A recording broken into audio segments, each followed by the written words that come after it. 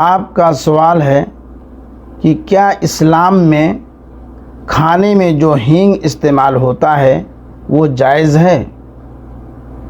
تو اس کا جواب یہ ہے کہ وَقَدْ فَصَّلَ لَكُمْ مَا حَرَّمَ عَلَيْكُمْ، سورہ انعام آیت نمبر 119 کے اندر اللہ رب العالمین کا فرمان ہے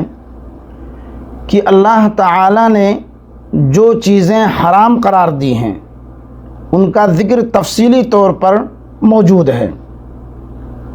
اور اکل اور شرب کے معاملے میں، کھانے اور پینے کے معاملے میں ساری چیزیں جائز ہیں، الا یہ کہ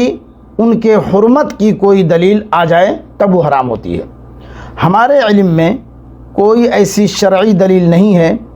جس سے یہ ثابت ہوتا ہے کہ ہینگ، مادری زبان میں گانھی بولتے ہیں، ہینگ کا کھانا حرام ہو، بلکہ جائز ہے۔ ورنہ اصول اور قاعدہ قرآن و سنت کی روشنی میں یہی ہے کہ جو چیزیں حرام ہوتی ہیں اس پر دلیل دی جاتی ہے۔ ہر حلال چیز کو دلیل سے ثابت نہیں کیا جا سکتا، اس لیے کہ حلال بہت ساری چیزیں ہیں، دلیل صرف انہی کی دی جاتی ہے جو چیزیں